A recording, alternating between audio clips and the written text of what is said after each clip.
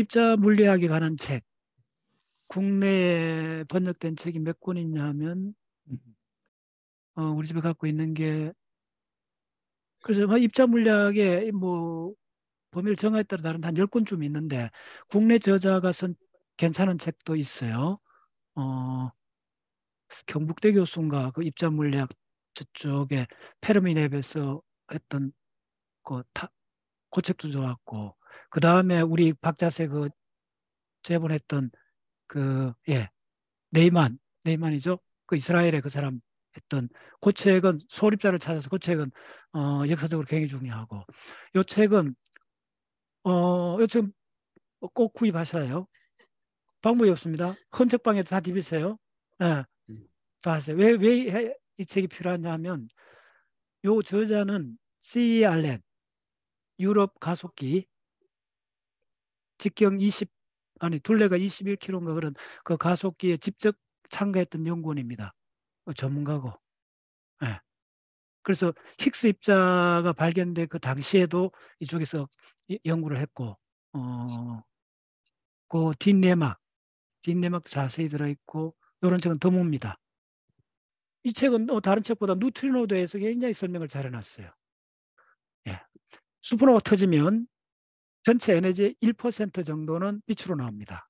슈퍼노가 터지면 당연히 빛이 나옵니다. 어마어마한 빛이 나옵니다. 그런데 그 빛의 거의 100배 되는 에너지가 포톤이 아니고 다른 입자가 실어 나릅니다. 그 입자가 뭐냐면 뉴트리노입니다. 오마이사에서. 그래서 여러분들 뉴트리노에 대해서는 거의 석사 수준 이상의 안목을 가져야 됩니다. 최소한. 그래야 이제 뉴트리노에 대해서 석사 수준의 안목을 가져야만이 최소한 박사나 석사 수준의 안목을 가져야만이 여러분들 우주가 뭐고 이야기할 수 있는 우주론의 입장을 할 수 있습니다. 됐나요? 오케이. 이 책에 내가 왜 이 책을 홍보하는 방법이 여러 가지인데 이 책은 내가 봤던 어떤 책보다도 그 뉴트리노에 대해서 거의 한 챕터를 아주 상세하게 수준 높게 잘 기술한 책입니다.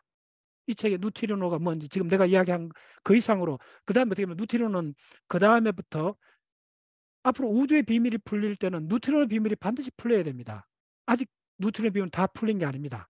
일부 한 지금 반 이상 왔는데 거기서 몇 가지만 이야기해도 입이 딱 벌어질 정보가 나옵니다. 첫 번째 뭐냐면 뉴트리노는 자 다시 힉스 입자하고 또 관련됩니다. 힉스 필드에서 모든 입자들이 에너지를 얻는데 렙톤하고 페르미온들이 쿼크하고 이런 것들이 에너지를 얻는데 에너지를 얻을 때 반드시 레프트 라이트 스위칭을 한다는 겁니다. 그래서 오른손잡이 왼손잡이 이게 페리티라 그러는데 아니 카로티라 그러는데 우리나라 이소 박사 이런 세계적 석학들이 거의 평생을 공부했던 분야 연구했던 분야 이런 분야입니다. 그래서 우주는 오른손 왼손을 구분한다는 겁니다. 여러분들 여기 어디까지 나왔냐면 혹시 아미노산의 오른쪽 왼쪽 탄수화물 저 글루코스의 오른쪽 왼쪽 뭐 그런 이야기 들어본 적 있죠? 생각할 때 그거하고 곧장 연결됩니다. 분자 구조에까지도 오른쪽 왼쪽 있습니다. 여러분 잘 아는 그 인공 감미료 있죠. 설탕 맛에 뭐 수십 배 된다는 그 인공 감미료를 많이 먹어도 단맛만 있는데 우리 몸에 그 혈당을 안 높인다 하면서 선전하는 거 보셨죠? 그 인공 감미료가 예를 들면 설탕 그 분자 구조와 같은데 설탕이만 예를 들어 오른쪽이라면 그거는 왼쪽으로 만드는 겁니다. 원자는 다 갖고 구조 완전히 같습니다. 오른쪽 왼쪽만 다릅니다. 생각하기에 그래서 우리 인체의 아미노산이 오른쪽 왼쪽 중에 하나만 우주에서 택했다는 이게 지구에서 나온 아미노산에서 그게 아직도 생각에서 밝혀지지 않는 생각의 가장 근본적인 미스터리가 왜 오른손이든 왼쪽이든 한쪽의 아미노산만 선택을 했는가. 이건 아직도 생리학의 궁극적 질문은 그쪽에 있습니다. 우주론의 궁극적 질문도 오른쪽이냐 왼쪽이냐 여기 있습니다. 그런데 모든 대부분 입자들은 오른쪽 왼쪽 두 개 다 있습니다. 그런데 뉴트리노는 지금 우리 세계에는 우리 우주는 오른쪽 뉴트리노밖에 없습니다. 이거말로 또 우주론의 가장 근본적인 미스터리입니다. 오케이? 자 그러면 잠깐만 모든 페르미온들 질량을 가진 입자들은 질량을 가졌다는 말은 뭐냐면 힉스장하고 인터랙션을 했고 힉스장에서 질량을 갖고 왔는데 힉스장에서 질량을 갖고 오는 존재들은 다 오른쪽 왼쪽을 갖게 된다는 겁니다. 그러면 오른쪽 왼쪽을 갖게 되는 입자들은 반드시 질량을 갖게 되고 질량을 갖는다는 말입니다. 그런데 스탠다드 모델에서는 뉴트리노 질량을 제로로 상정합니다. 따라오셨나요? 이게 스탠다드 모델 가장 핵심 이론입니다. 스탠다드 모델 수도 없이 강의했죠. 스탠다드 모델에서는 뉴트리노 질량이 제로로 둡니다. 자, 그럼 어떤 말이 되느냐 한번 보세요. 그 말이 돼요. 질량을 갖는다는 말은 반드시 힉스 입자하고 힉스장하고 인터랙션을 해야 돼요. 그럼 질량을 갖다면 힉스장하고 인터랙션을, 힉스장에서 질량을 갖고 옵니다. 그걸 힉스 메커니즘이라 그래요. 예. 그럼 힉스장에서 질량을 갖고 오는 존재는 반드시 오른쪽 왼쪽 다 있어야 된다는 겁니다. 따라오셨나요? 그런데 뉴트리노는 왼쪽밖에 없다는 거예요. 이게 상당히 충돌하는 이야기예요. 그런데 뭐가 발견됐나 하면 뉴트리노 오실레이션을 발견된 거예요. 뉴트리노가 타우 뉴트리노, 뮤온 뉴트리노, 그 일렉트론 뉴트리노가 스위칭을 한다는 거, 왔다 갔다 한다는 거. 태양에서 지구까지 오는 동안에 8분 동안에 야들이 만약에 출발을 일렉트론 뉴트리노를 했다가 중간에 와갖고 뮤온 뉴트리노를 바뀌었다가 또 타우 뉴트리노를 바뀌고 이렇게 막 섞인다는 거예요. 요렇게 된다는, 오실레이션 한다는 말은 무슨 말이냐면 반드시 질량을 갖는다는 말입니다. 그 기결이. 이거 무슨 말이야? 오른쪽 왼쪽 뉴트리노가 왼쪽 뉴트리노 밖에 없다는 말은 뉴트리노 질량이 제로라는 걸 말하고, 그러면 스탠더드 모델하고 맞아요. 그런데 지금 뉴트리노가 오실레이션 한다는 말은 무슨 말이냐면 뉴트리노가 질량을 갖는다는 말이에요. 그럼 질량을 가져 안 가져? 뉴트리노가 모르겠다는 겁니다. 아직. 이게 여러분들 입자 물리학에 아직도 안 풀린 궁극의 질문 중에 하나입니다. 뉴트리노가 질량을 가질 거냐 안 가지냐. 근데 측정으로서, 잘 들었어요? 질량을 가진 걸로 측정이 돼버린 겁니다. 예. 그래서 이 책 없으면 자, 그런 소식들 접하기 어렵습니다. 됐죠? 오케이. 자, 그 정도하고. 그럼 이 책, 예. 그래서 책을 구하는 거, 자료를 구하는 거는 눈에 불을 켜게 하셔야 돼요. 예. 그 정도. 그래서 이게 내가 독서 운동을 하는 이유가 뭐냐면 이런 양질의 책들, 고급 정보를 갖는 책은 반드시 지금 안 읽더라도 대체해 두셔야 돼요. 구입해 두셔야 돼요. 자, 다시 한번 이야기할게요. 이 책에서 가장 눈여겨봐야 될 거. 다른 거는 공부 좀 하신 분들은 그냥 한 50% 정도 쭉쭉 나갑니다. 저 같은 경우는 뭐 대충 하루 정도면 거의 다 봐요. 그리고 가장 중요한 챕터, 이쪽에 힉스 입자가 발견되는 그 순간하고 이 뉴트리노에 대해서는 현장에 있었던 이 사람들 목소리를 들어야 돼요. 네, 그래서 다시 요약하면 왜 중요하냐? 뉴트리노가 왜 중요하냐? 네, 슈퍼노바하고 링크되어 있다는 거예요. 슈퍼노바의 폭발한 에너지의 90%가 뉴트리노로 나온다는 거예요.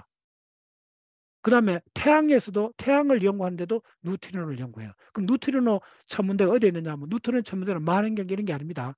지하 경도입니다. 대충 아시죠?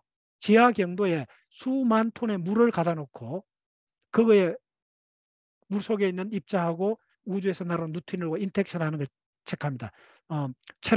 체르넨코 복사라해서 그것도 조사하고 많은 걸 합니다. 이쪽 연구가 거의 한 4, 50년 됐습니다. 네. 두 번째, 더 나가서 앞으로 공부하는데 가장 중요한 팩터는 뭐냐면 우주에 있는 모든 입자는 레프트, 라이트를 구분한다. 이걸 카이로리티라 그러는데 카이랄이란 말이 그 라틴 말로 손이란 말입니다. 오른손성, 왼손성이라는데 질량을 갖는 모든 입자는 레프트, 라이트 입자가 있어요. 콕도 업콕 업, 레프트 업콕, 라이트 업콕 이렇게 상으로 있어요. 그런데 뉴트리노는 라이트가 없어요. 우리가 보는 모든 뉴트리노는 왼손잡이요. 왼손밖에 없어요. 이게 스탠더드 모델의 궁극의 미스터리 중에 하나고, 그런데 왜 없느냐 봤더니 질량을 가진 입자는 반드시 레프트, 라이트 있어야 되니까 뉴트리노가 질량이 없다 하면 이야기가 돼요. 그래서 스탠더드 모델에는 뉴트리노가 질량이 없다고 둔 거예요. 됐나요? 그런데 최근에 이 노벨상을 받은 뉴트리노 오실레이션 현상이 측정이 된 거예요. 그 말은 뭐냐면 뉴트리노 질량을 가졌다는 거예요. 그럼 이거 어떻게 된 거예요? 간단히 말해서 뉴트리노에 대한 비밀은 아직도 안 밝혀졌다는 거예요. 됐나요? 이렇게 요약할 수 있습니다. 오늘. 예. 그러면 뉴트리노의 비밀이 다 밝혀지면 어떻게 됐냐? 뉴트리노만 갖고 있는 그 전체 우주론에서 얼마나 큰 위상을 갖고 있는가를 보면 알아야 돼요. 일단 주기율표의 원소가 40%가 만들어지는 현상이 슈퍼노바고 그 슈퍼노바의 에너지의 99%를 갖고 나오는 게 뉴트리노라는 거예요. 여러분들 지금 또 여러분들 몸을 거의 초 단위로 아무리 적게 해도 수천만 개의 뉴트리노가 지금도 통과하고 있습니다. 여러분 몸속으로. 안 믿을 거예요. 뉴트리노 하나를 스탑시키려면 지구를 20개 지구를 나열해야 됩니다. 그래야 뉴트리노 하나가 딱 스탑합니다. 거의 인텍션 하지 않는 입자입니다.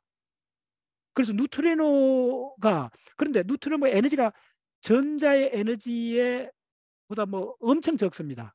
예, 에너지가 굉장히 적은데 전자의 에너지가 뭐냐면 51만 메가 일렉트론 볼트인데 뉴트리노는 2에서 3 일렉트론 볼트 정도로 봅니다. 근데 만약에 뉴트리노가 어쨌든 극미량이지만 에너지를 갖다 질량을 가졌다 그러면 우주는 전체가 완전히 달라져 버립니다. 왜? 우주에 어마어마하게 많이 있기 때문에 그렇습니다. 따라오셨나요? 그래서 여러분들 우리가 양성자, 전자, 뭐 중성자는 수도 들어봤잖아요. 그거에 어마어마하게 많게 이 우주에는 뉴트리노가 가득 차 있습니다. 그리고 그게 강속도로 달리고 있습니다. 거의. 예. 이게 어려워요. 우리가 물리학을 좀 하는 사람은 강속도로 달리는 존재는 다 질량이 제로여야 돼요. 그런데 뉴트리노는 질량을 가져요. 예, 측정이 됩니다. 어느 정도까지. 그래서 뉴트리노는 또 누가 예언을 했죠? 파울리입니다. 그 위대한 파울리가 예측을 했죠. 예. 오케이, 됐죠? 그 정도. 오늘 요책 그 정도 소개하고.